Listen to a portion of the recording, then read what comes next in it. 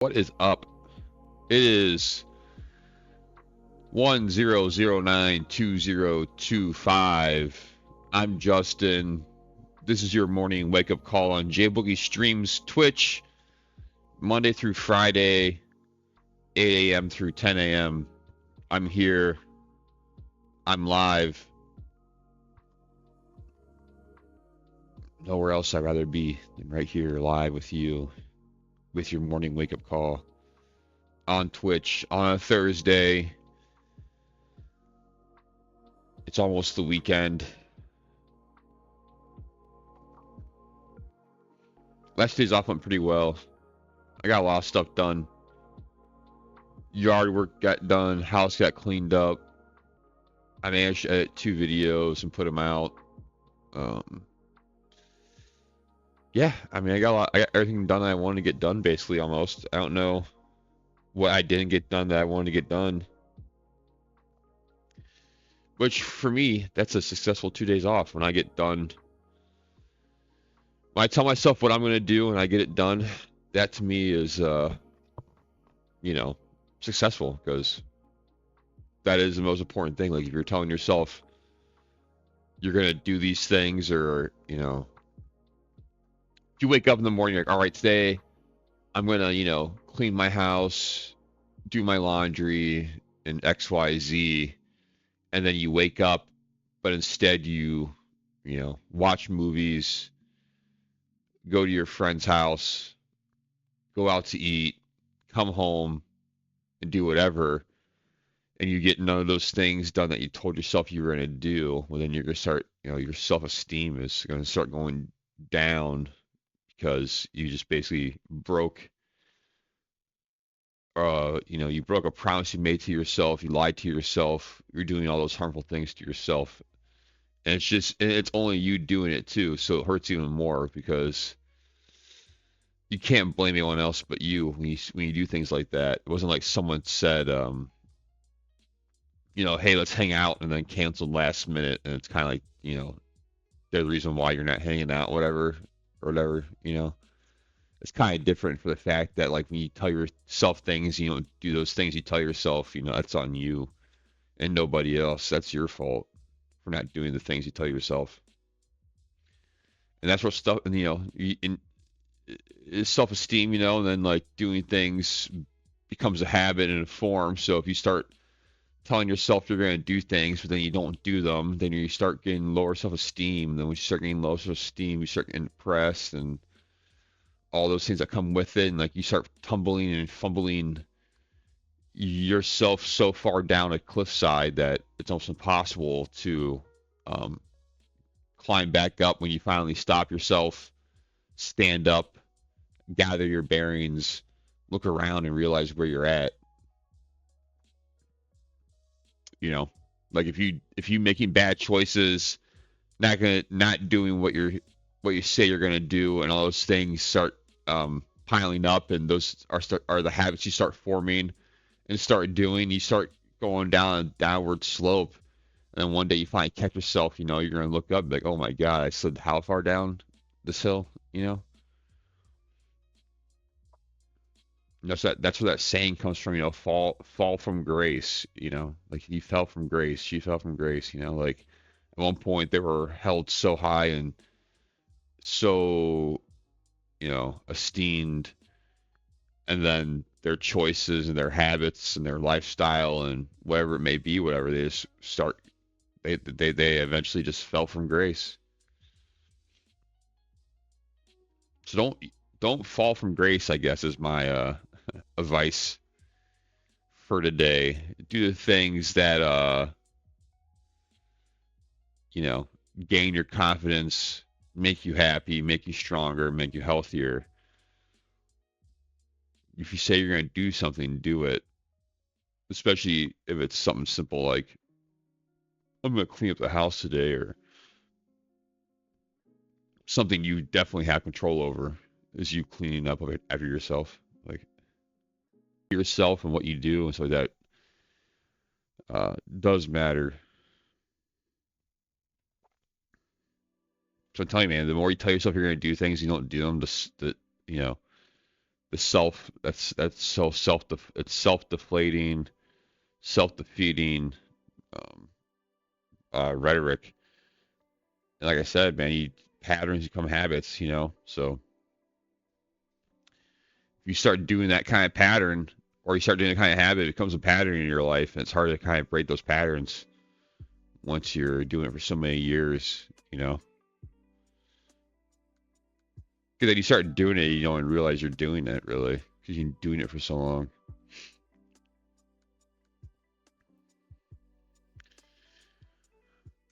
I guess some people that know that you're doing it are those that are around you, kind of.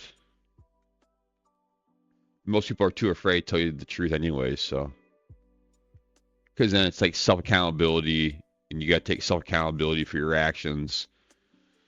And most people don't want to do that, so like if I came up to you and said, hey man, X, Y, and Z about your personal life, and you knew it was true, you would self-deflect anyways and get combative, because those people aren't going to agree that they're the problem, especially when someone else calls them out to their face about it. Never, very rarely do you hear someone like tell someone like, hey, you're the problem because of this and this and this and this and this, and then the person be like, yeah, you're right, I am the problem. Very rarely do you hear that ever. Most people get defensive or get like defensive and then try and make justifications for the way they have acted. Well, I did this because of that, or I did that because of this, and no one just fools up, takes admittance to their situation. So it's also like a big part of it too, is like being able to be like self-accountable. Nobody's perfect, man. Nobody's perfect. Everyone makes mistakes.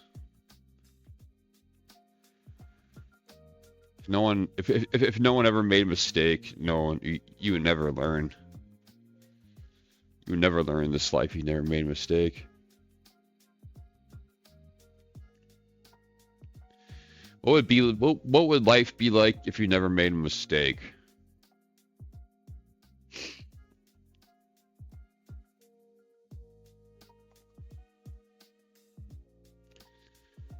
It'd be crazy because the one mistake you did make could like be almost like life ending, kind of. Because you wouldn't know how, like, if you're like in your 40s or 50s, or whatever, and you never made a mistake in your life, and you finally made one, yeah, it'd be like life. It would be like.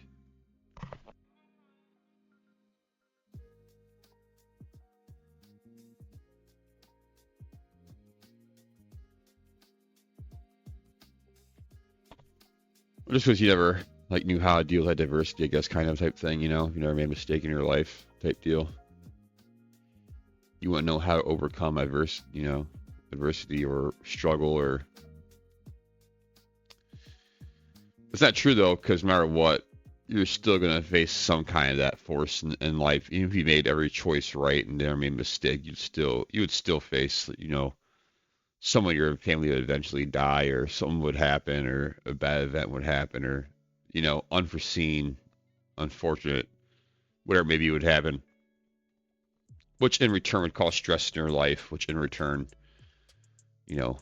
would make you, um, well, what I mean. So I guess it really wouldn't matter then. Yeah, it wouldn't matter. It wouldn't, because eventually something would happen in life where it would test you, no matter what it was. Rather it be, yeah. So, and I've been up all night, and all night, you've been up all night.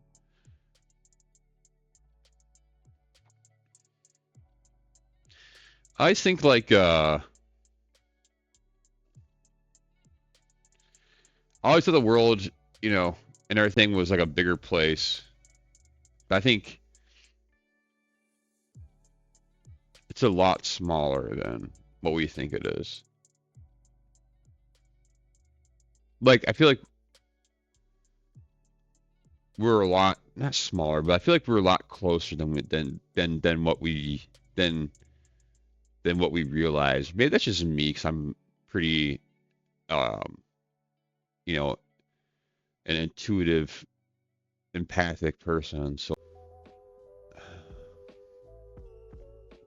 we're all humans. I don't even know what you would label everyone to make everyone happy. Like, how would you label us so everyone would be happy? You know, humans? Would you? Humans would be would be the label. Humans.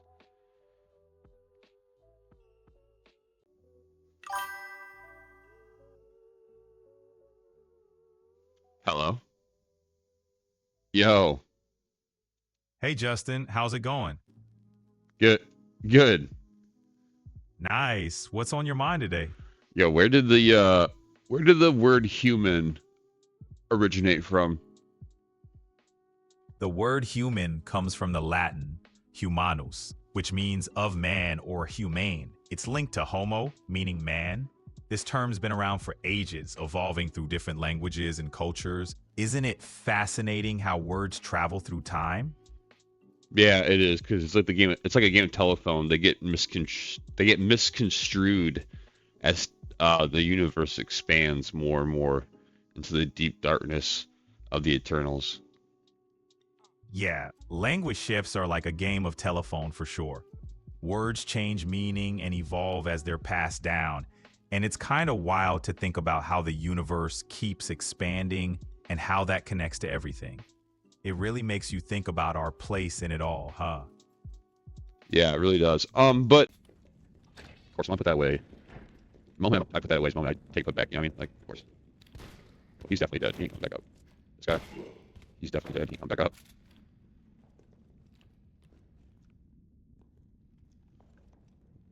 Oh, what's up here? Oh, there's a ladder. Gotcha. So what? Down here, nothing. We're still alive. I can't stay here. Escape the creature.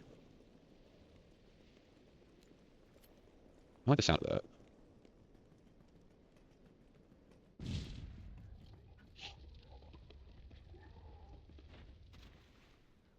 Bitch can't swim. Carlos, respond. Yeah, what's up? We didn't make it. The train derailed. What's the stars for? Mikhail, everybody. Shit. Oh my gosh. Just to die. Dude, no way this thing's getting out of the water, bro. Why is it bigger now?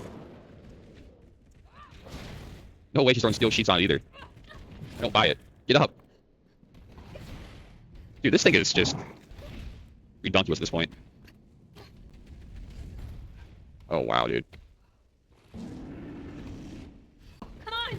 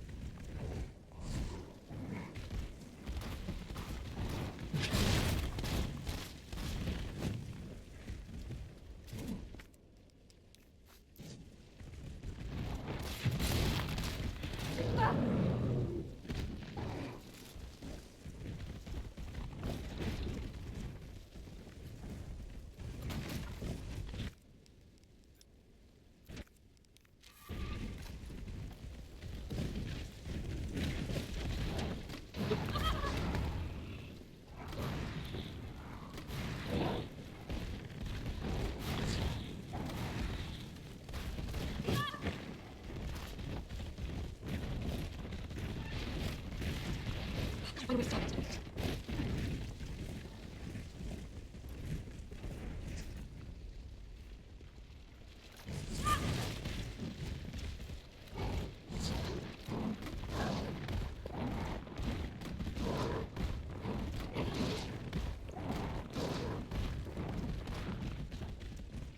Dude, how else do you stop it? I don't know. What else I gotta do this thing, bro? I don't know. I can get mine in front of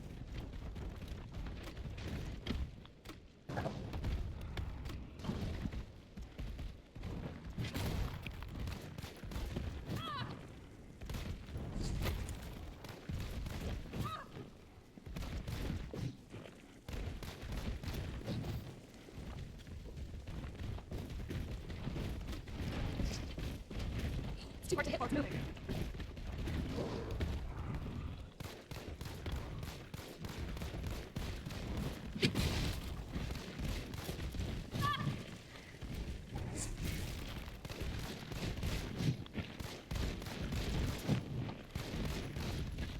Dude, what the fuck is going on with this thing, bro? I need to stop it in its tracks. Yeah.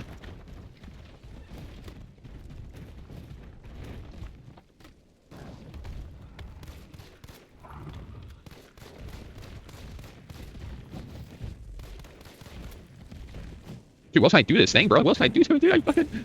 Dude, I've done fucking... I don't know what else I can do, man. I used all my ammo up. I used all my ammo. I'm out of ammo. I used everything I Too can. hard to hit while it's moving. Yeah, well.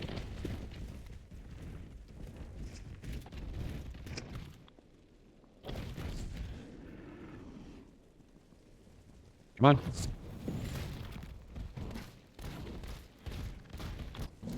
Holy shit.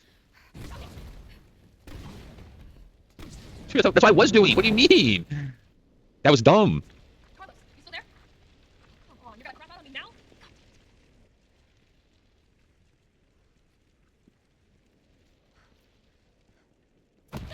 No shot, dude.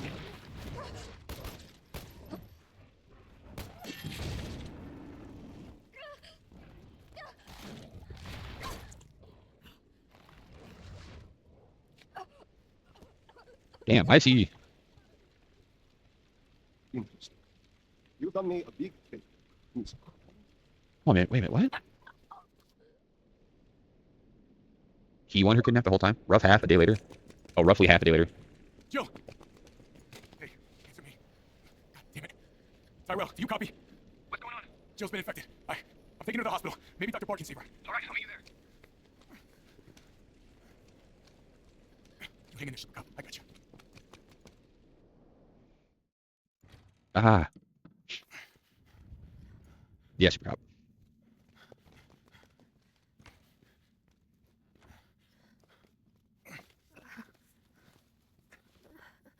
Fight it, Jill. I'm gonna get you the vaccine. Tape later.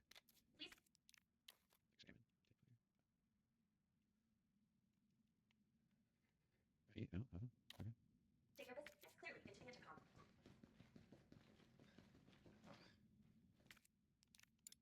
Dr. Bard, are you in there? I'm here to rescue you. Open the door. Voice match? What sci-fi bullshit is this? Oh, hold on.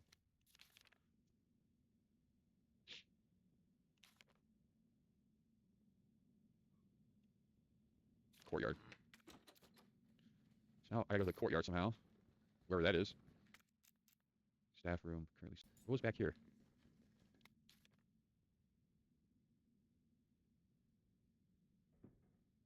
Treatment room. Oh, found the courtyard. Ooh. Yeah, let's combine that with this. Yeah, kidding me? Oh my goodness. Hey. A key to locker room. Nice. Now where is the voice recorder? Oh, hold on. No, there's a voice recorder somewhere. How do I get to that part though? Hold on a second. It's this area though. Sorry.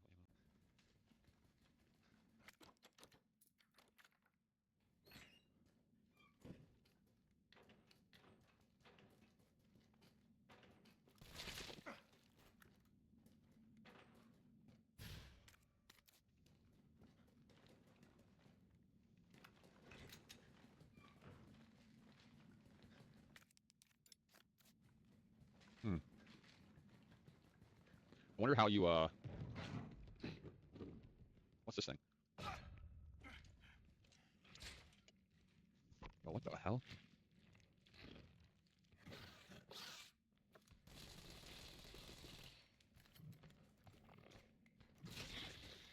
Jesus Christ. I mean, okay.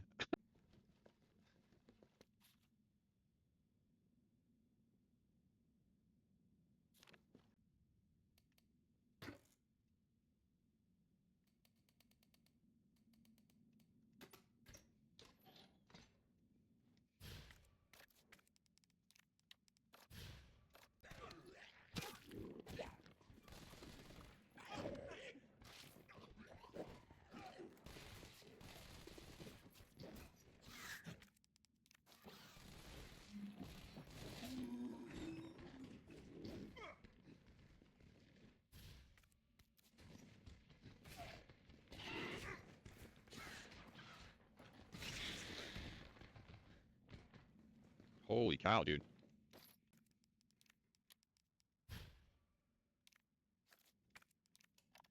All I wanted to know was what the documents were doing in your office in the first place. Who do you think you're talking to? I'm goddamn Nathaniel Bard. I'm the best biologist you'll ever meet. Oh no. Bard. Tyrell. Bard's dead. He's been shot. Shit. Did I see? I'm looking. Well, look harder. There's gotta be a computer, right? This is VRC Chief Nathaniel Bard. September 29, 11 p.m. I am acutely aware that my time's running out. I hope and pray by making this recording and bringing the truth to light Why?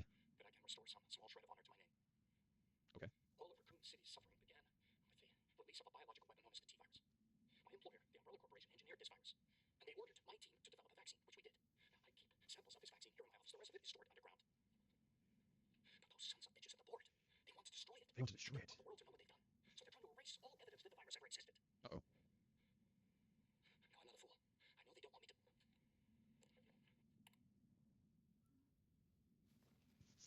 Where are you now that I need you? And she trusted me anyway. Whoa. Want to have somewhere maybe? Here. All right, Joe. Hang tight. T, I got it. Good. I'm headed your way. Be careful. Careful. Have you seen this town? It'll be a fucking miracle if I get there in one piece. You're gonna be okay, Joe. Holy cow, bro. Come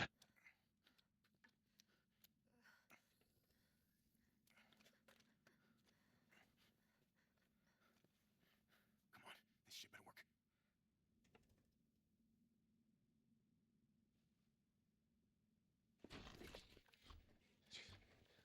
Tyrell, what the hell happened? Attention all citizens. The contagion spreading throughout the city has been designated uncontainable. On October 1st, Raccoon City will be completely destroyed in a missile strike. All Jeez. citizens capable of rational thought are urged to evacuate immediately. This is not a test. Attention all citizens. And that's only a day away. There's still people in the city. You think Uncle Sam gives a shit? Hey, Here they come. I'm just tight. I got this. bro. Some gear. Sounds like there's a lot of them out there. Better grab some gear. What gear we grabbing, bro? I'm gonna try to lower the window shutters. You'll have entry points better. And how do we do that? I'll try hacking into the hospital security system. Keep them off me in the meantime.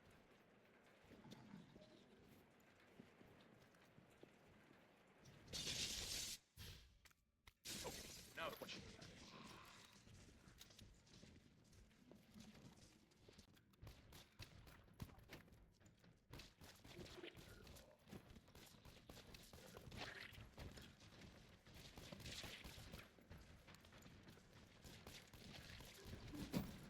Oh, come on. Find the breaker. Oh my gosh, dude.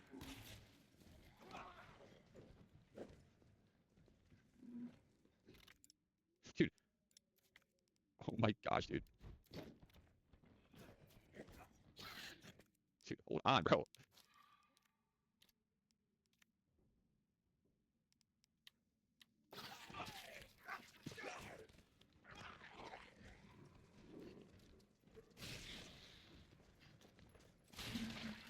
Back off, dude.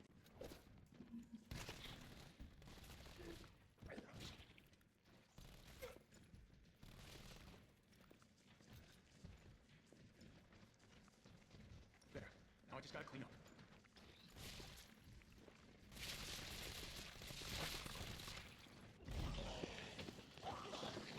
Holy cow, man. Dude. Place the... I'm on it.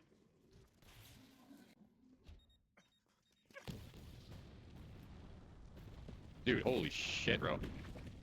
Get me out of here. Carlos, you alright? Not even close. But at least it's over. I'm coming back. Vaccine's the real deal. Good. You going somewhere? You damn right. What do you think you're gonna do? Whole city's about to be microwaved. Come on, man. Call the government. Tell them we found the cure. You stalled for time. Lousy motherfucker. Yeah, I mean...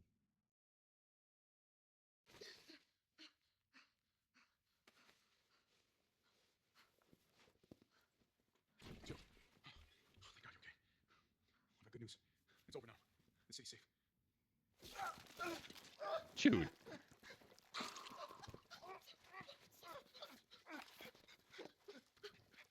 me, Joe. It's the only way.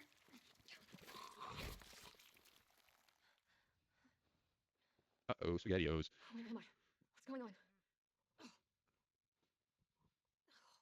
Attention all citizens.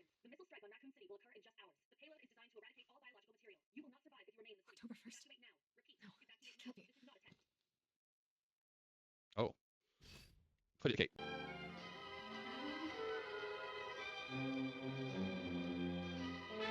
They look suspicious. You ask me.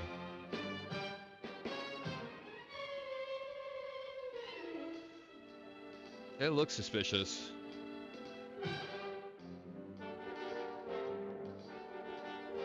The shoplifter. We got times. Throwback Thursday. JBoogieStreams on Twitch. Throwback Thursday. We watch a throwback film on Thursdays. Whatever it may be. This day it's Excuse me. shoplifting. Your business is selling merchandise, right? Yes, it is. That's right. Yes, and merchandising is the way to do it. Appealing displays, easy to serve oneself, and make them want it. Make them want it. Unfortunately, many customers take Meh. this serve yourself too literally. Literally. And Don't go about one don't go of every stealing, 60 come on. customers entering your store No, will want don't it so do it. badly, they will attempt to steal it. No, come on. The shoplifter knows the hand is quicker than the eye of an unobservant salesperson. It's the hands that do the stealing. The amateur shoplifter may steal because she can't resist an opportunity to get something for nothing, because of need, for the thrill of it, for luxuries, for psychological reasons. Shoplifters come Psychological from all reason. economic levels. Every class, every race, everyone does it. Oh, he stole. Oh, okay. The most active days are Friday and Saturday. Opening and closing hours and lunch hour are choice times because that's when alertness by sales personnel is usually the lowest. Really? But who steals, why, and when they steal makes little difference to the salesperson who does the most efficient job possible. Alertness and courtesy by you are the greatest deterrents to shoplifters. But, hold on. And it goes without saying that protecting your store's profits enhances your opportunity for salary increases. And it directly affects you as a customer in other stores. Yeah, they're not wrong about since that. shoplifting losses are added to the price of merchandise.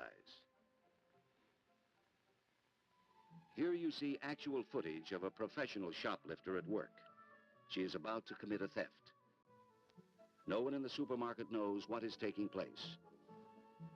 She stacks these steaks neatly, too neatly. Steak still between her What this legs, huh? shoplifter can steal in seconds will more than pay the daily wage of a good salesperson. How's she walking out there with steaks in between her legs like that, though?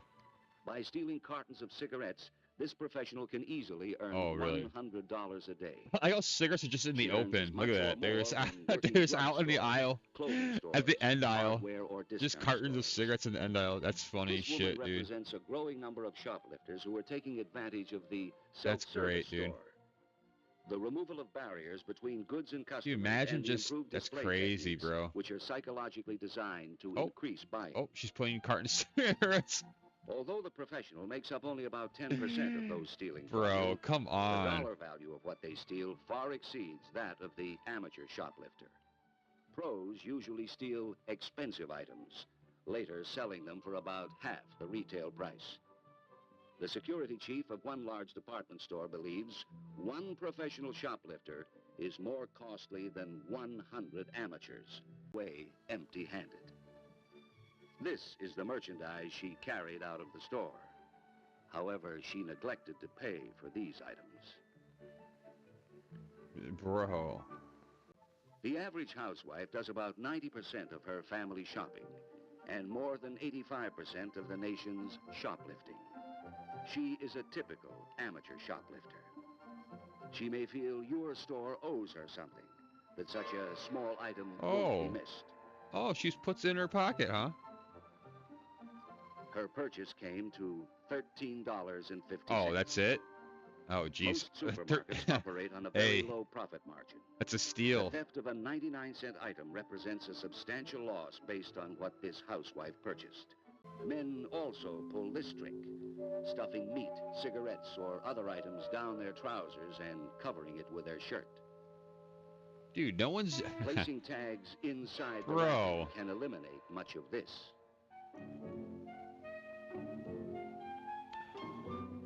Switching containers. Putting expensive items into cartons formerly containing inexpensive items is a popular trick. Oh, An yeah. alert cashier will notice all tears and That is a popular trick. It's easy to slip items under her knitting. Beware of customers bringing bags, boxes, or any large container into your store.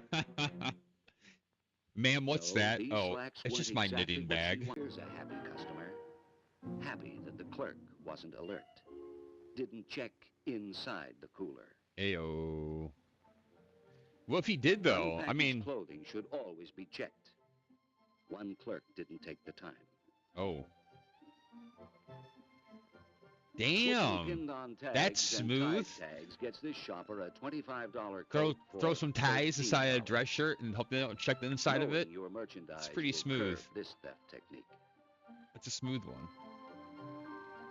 Classy. That's a classy steal.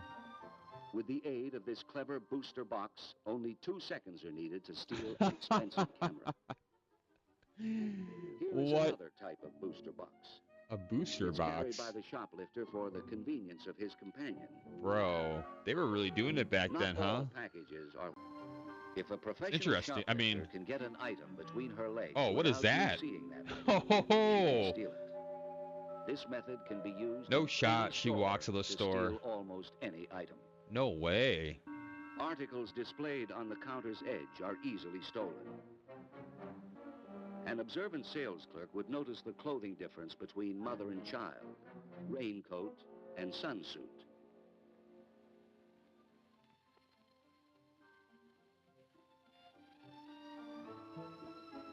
This man had a profitable day. Did I say he walked out the shit ton? It's good merchandising to display as few articles on the counter as possible. A booster would hesitate Damn, to take he a got wrong a item since it would immediately be missed butterfly and draw knife, attention to his presence. binoculars, a radio. On a rainy day, this shoplifter simply palms the tag and walks out of the store. Favorable conditions. Merchandise to steal and privacy to steal it. Since you are in the business to sell merchandise, you must display your wares. The stress, therefore, must be on the reduction of the shoplifter's It's sense weird of that privacy. wouldn't be locked You though. can do this by doing the best job You know? of selling you can. Quickly mirrors, peepholes, and observation points also eliminate the shoplifter's sense hello. of privacy. But 100 observation points, closed-circuit television cameras, and other Oh, they electronic did have devices closed-circuit television cannot cameras. compensate Okay. for good Never mind then. salespeople who are aware of I was everything mistaken, going sorry. on around them. These devices contribute to the shoplifter's feeling that they are being watched. But when a shoplifter spots an alert salesperson, they know they're being watched. I wonder if they still do that. Service to customers is everything. Have in your secret job. viewing spots like that It not still only increases sales in stores. but decreases. This is a popular trick for stealing popular records. Oh. You can lose hundreds of records and other items to the magazine fan. Or you can save hundreds of records by putting them out of reach, behind glass, as this security-conscious department store did. Not all book-carrying customers are avid readers. No shot, dude. A shoplifter is struck. Don't allow Dude, empty no one's hangers bringing on a racks. hollowed book into a store and then putting stuff inside the book. You're here. Interesting. You, the salesperson, by being alert, observant, courteous, and devoting yourself to doing the best sales job you can. Day, so I mean, it is Thursday. I do work today, all day long today, so well, not all day long, but I do work today, so. But hope you enjoyed the stream. Hope you had a good time. I'll be back here tomorrow, 8 a.m. It will be a Friday, so it's the weekend. Friday's usually a good stream, so until next time, I love ya. I'll see ya. Kisses. Mwah.